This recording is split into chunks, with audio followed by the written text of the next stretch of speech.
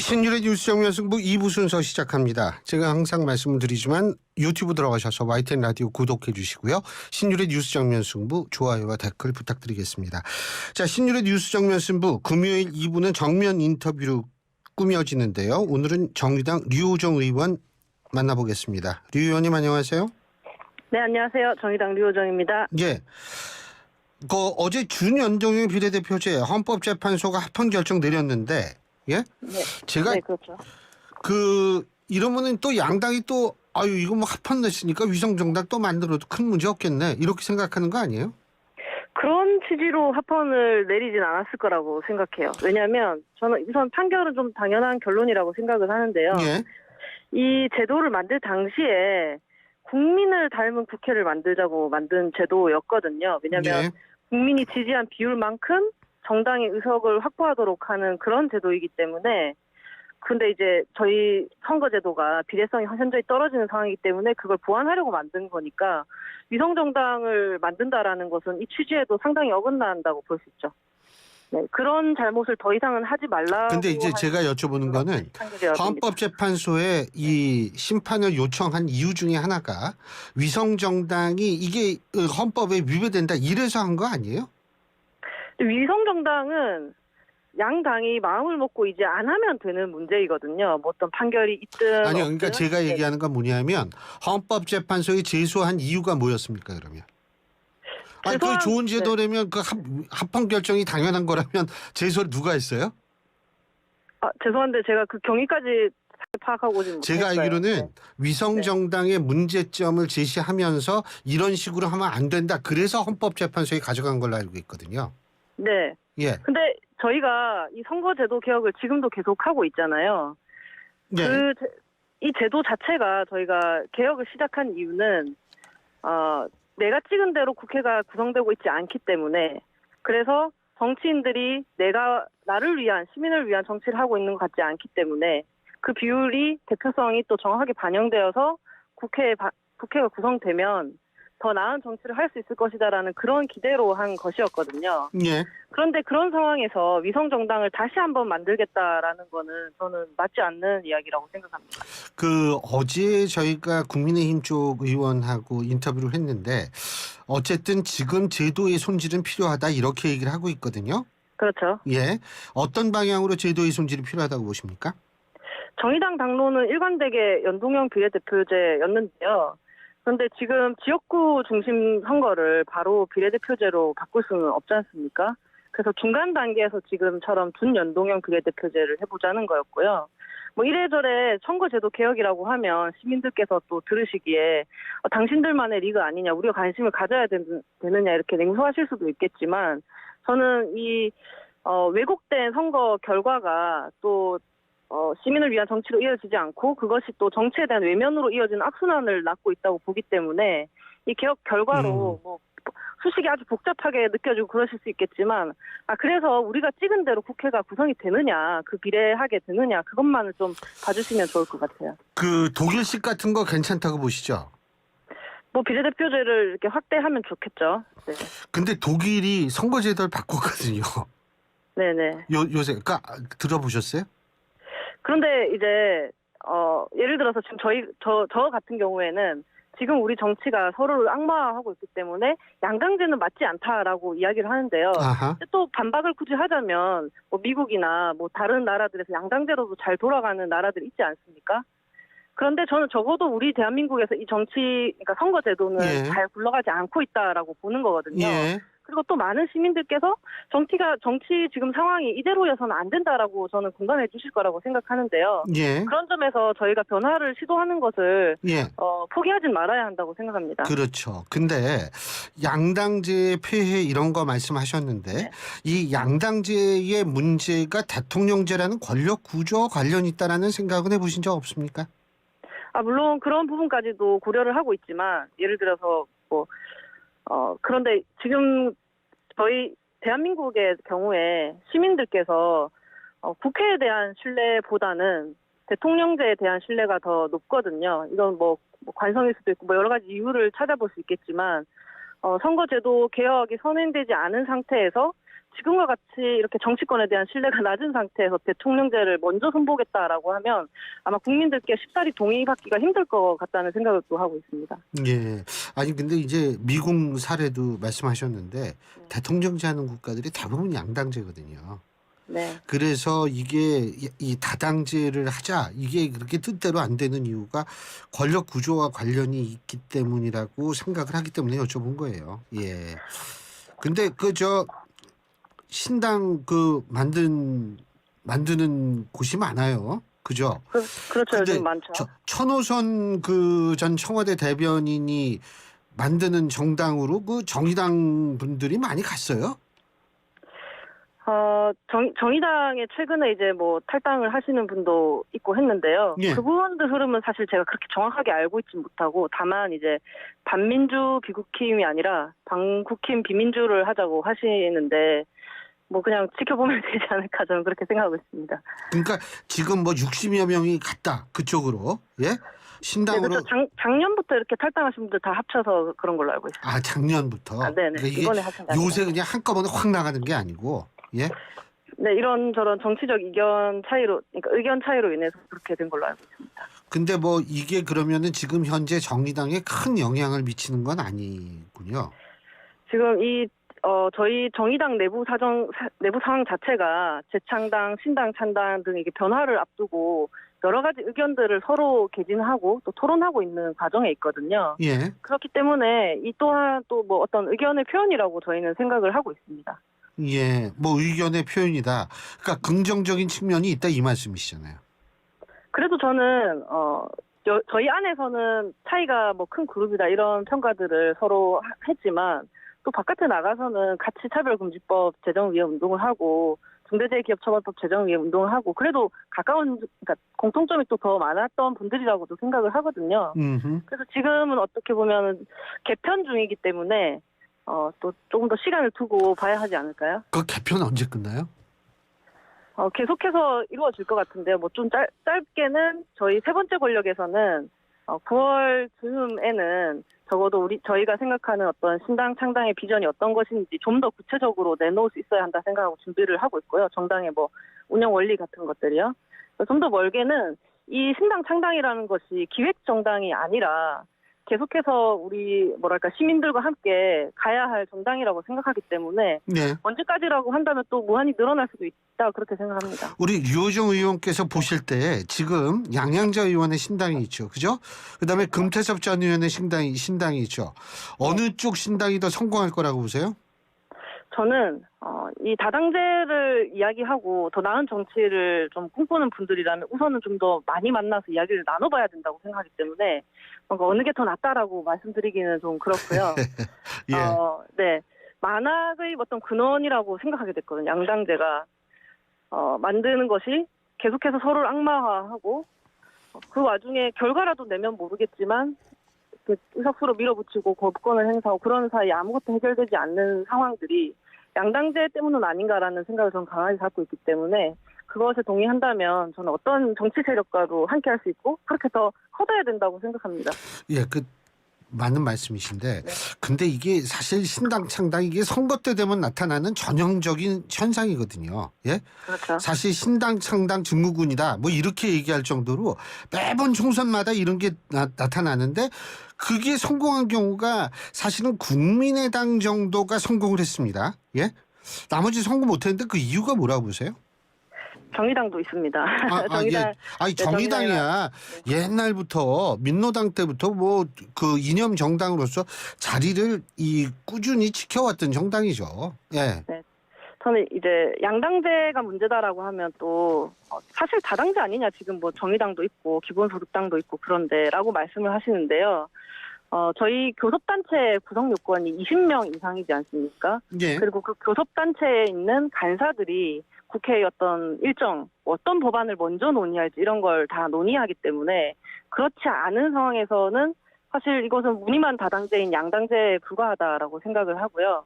많은 분들께서 또 걱정하시는 대로 유력한 대권 주자도 없고 또 예측할 수 있는 지역 기반도 없기 때문에 전망이 그렇게 확실하지 않은 건 사실이지만 제 인생에서 저는 이 창당을 한다라는 것이 또 처음이기도 하고 그리고 또 분명한 건 국민의힘과 민주당 두 당의 정치의 환멸을 느끼는 국민이 많으시고 앞으로도 많아지실 것 같고 그리고 한편으로 이대로 안 된다라는 건 2020년 지금 처음 등장한 생각도 아니지 않습니까? 그래서 저는 실천을 할 수 있을 때 해야 한다고 생각을 하고요. 제3사 정치 세력이 교섭단체를 구성할 수 있는 만큼의 바람이 불었으면 하는 바람을 갖고 있습니다. 알겠습니다.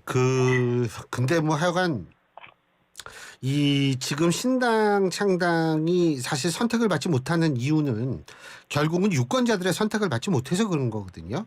그런데 뭐 이제 가치를 얘기하고 뭐 이런 거 다 좋지만 사실은 사표 방지 심리라는 것도 굉장히 많이 작용을 하는 것 같아요. 그 벽을 넘어야지 성공할 수 있는 거 아니겠어요? 그 노력은 계속해 나가야죠. 굉장히 이제 답답했던 것이 예. 제가 이제 작은 정당에 있다 보니까 법안을 발의를 하려고 해도 10명을 모아야 하거든요. 6명이잖아요. 예. 근데 발의해서 끝나는 게 아니라 이것이 통과되어야 실천을 하고 현실에 적용이 되어서 정치가 나의 삶을 바꾸기 위해서 작동하는구나라는 것을 증명할 수 있는데 그것이 좀 쉽지는 않았었고요. 그래서 제가 자꾸 교섭단체 구성을 말씀드리는 거고요. 그래서 지금 상황은 여의도에서 말씀하시는 분들의 말을 들어보면 이런 거거든요. 서로 그 말이 맞다면 너무 악마화하고 있다 보니까 각각이 간첩이고 또 한쪽은 토착 외구예요. 이렇게 치면 대한민국 시민들이 뽑은 사람들 중에서 대한민국 사람이 없는 거거든요. 모욕적이기도 하죠. 그래서 지금 그러니까 무당층 토론회를 했는데 끔찍한 무능과 비효율이 국회에 있다. 이거를 해결해서 보통 사람들의 문제를 해결하는 정당이 되어달라는 말씀을 많이 했거든요. 예. 그래서 정치 자체를 작동할 수 있도록 저희가 노력을 많이 해야겠죠. 알겠습니다. 이제 요새 가장 주목받는 사건에 대해서 좀 여쭤볼 텐데, 이 지금 서희초 교사 사망 사건, 그리고 양천구죠. 또 초등학교 선생님이 학생으로부터 폭행을 당해서 지금 상당히 충격을 주고 있는 사건. 지금 류호정 의원께서는 어떻게 보고 계십니까? 저는 이제 뭐 여러 생각이 들지만 다만 이제 정치권에 당부하고 싶은 게 있는데요. 요즘 어떻게 보면 사이다 발언 뭐 이런 것들 있잖아요. 시원시원하고 예. 한방이고 쑥 내려가게 하고. 하지만 우리 삶을 결정짓는 정책들은 그렇게 한방에 할 수 있는 것은 아니잖아요. 예. 정치권에서 그런 방식을 추구하다 보면 누군가를 척결하고 처벌하고 뭐 수색하고 막 이런 방식으로 이루어지거든요. 지금 교권의 추락이나 교권과 또 학생 인권 사이 어떤 간극이라든지 이런 문제들이 지금 다시 대두되고 있는 거잖아요. 예. 그랬을 때 인권을 어떤 제로섬 싸움으로 가져가진 않았으면 좋겠다.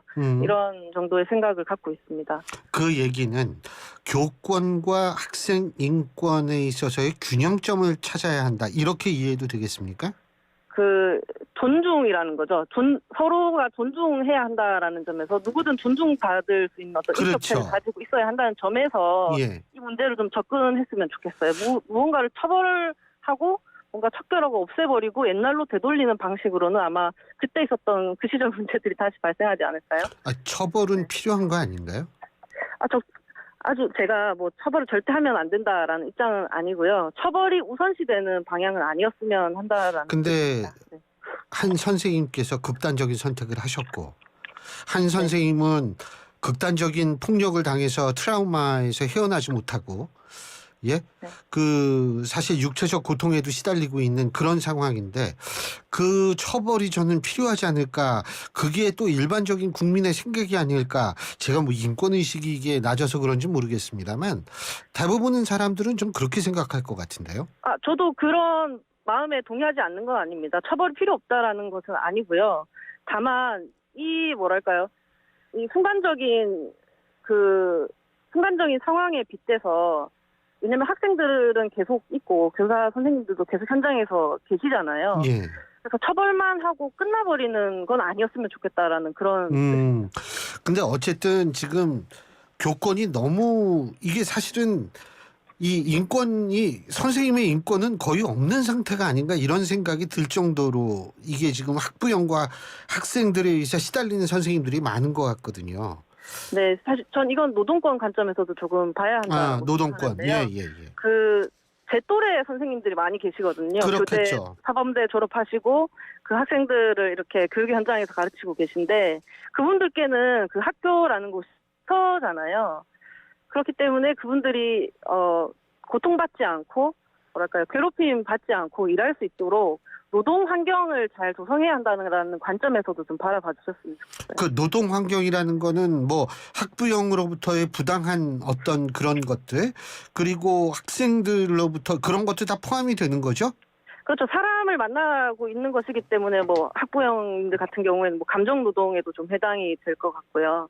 그리고 그 외에도 어떤 다양한 업무들이 있지 않습니까? 그런 것들을 좀 노동권의 관점에서도 좀 봐야 하지 않을까 생각합니다. 그 학생 인권 조례의 사건에 이 원인이 있다. 여기에는 어떻게 보십니까?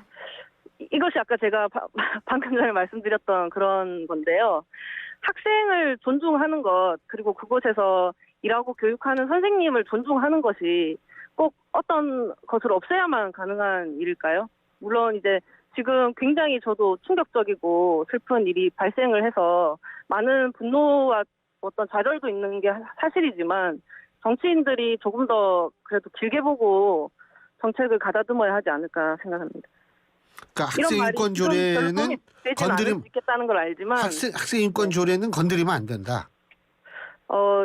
지금 한순간에 확 없애버릴 문제는 아니라고 생각합니다.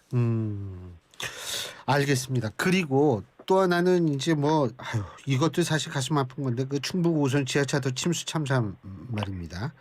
네. 이거가 지금 중대재해처벌법상 명백한 중대시민재해로 규정하고 수사를 촉구하고 있는 경우도 있는데 이거 어떻게 해야 된다고 보세요? 저는 중대시민재해가 맞다고 생각을 하고 있고요. 지금 현재 그 원인 수사하고 있는 경찰도 업무상 과실치사상 혐의 그리고 중대재해처벌법 위반 혐의 검토 중인 걸로 알고 있거든요. 예.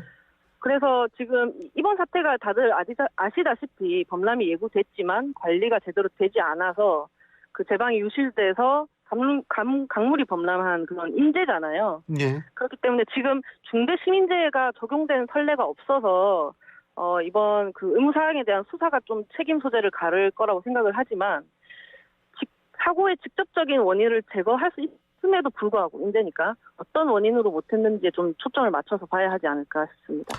오늘 김용호 통일부 장관 후보자 인사청문회 있었던 거 아시죠? 네. 제가 자세히 살펴보지 못해요. 물론 그렇죠. 근데 네. 김용호 통일부 장관 후보자 어떻게 평가하세요?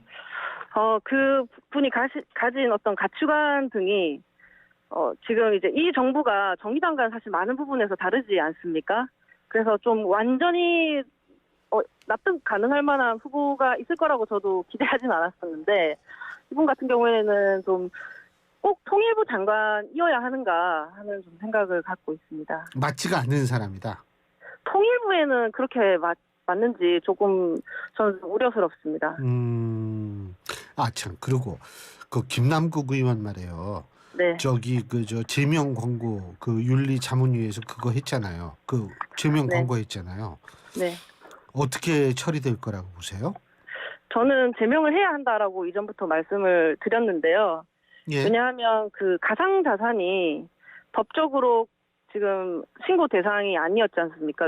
그 예. 당시에는 그런 게 없었기 때문에 그랬을 때 본인이 변호사고 또 실제로 이런 재산이 법적으로 아니더라도 제가 만약에 그 사람이었다면 이거를 제가 신고해야 하지 않을까요라고 관련 기관에 문의를 했었을 것 같거든요. 그리고 권고 정도는 하고 있기 때문에 그 권고에 따라서 신고를 했을 것 같아요.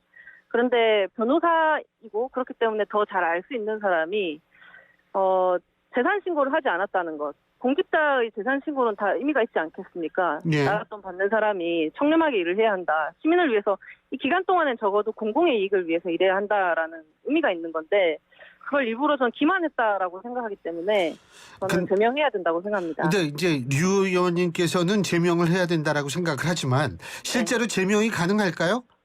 44년 전에 김영삼 당시 민주당 총재만 제명을 당했고 그 이후에는 윤리위가 제명 결정을 내렸지만 본회의를 다 통과를 못했잖아요. 그러면은 민주당 혁신위는 이제 접어야죠. 아, 민주당 이거 그러니까 통과가 안 되면 민주당 혁신위는 접어야 된다. 예? 뭐 변하지 않고 그대로라는 뜻인데 굳이 뭐 계속할 필요 있을까요? 예. 네. 이거 혁신이 잠깐 말씀. 혁신이 어떻게 잘 하고 뭐 지금까지는 잘 하고 있다고 봐요. 남의 당이지만 보세요. 그래도 그 민주당 내부에서 하는 것이다 보니까 여러 그 내부 지지층까지 고려한 발언들이 조금 때로 아쉬울 때도 있지만 내부 지지층이라 하면 이재명 대표 적극 지지층을 말씀하시는 거예요? 네, 이제 소위 이제 그런 강성 지지층의 를 인식한 어떤 조심스러운 발언들도 있지만 예. 기왕에 또 혁신을 하겠다고 위원회를 만들었잖아요. 예. 그래서 어느 정도 진행될 때까지는 저도 좀 지켜보고자 합니다. 이번 선택도 조금 영향을 미칠 것 같아요. 이번 선택이라는 거는 이제 제명 여부 투표하는 거 제명. 말이죠. 네. 알겠습니다. 진짜 이게 우리나라에 왜 이렇게 정말 가슴 아픈 일들이 많은지 모르겠어요. 좀 기분 좋은 일도 많이 보여주셨으면 합니다. 오늘 말씀 여기까지 듣죠. 고맙습니다. 네, 감사합니다. 예, 지금까지 정의당 류호정 의원이었습니다.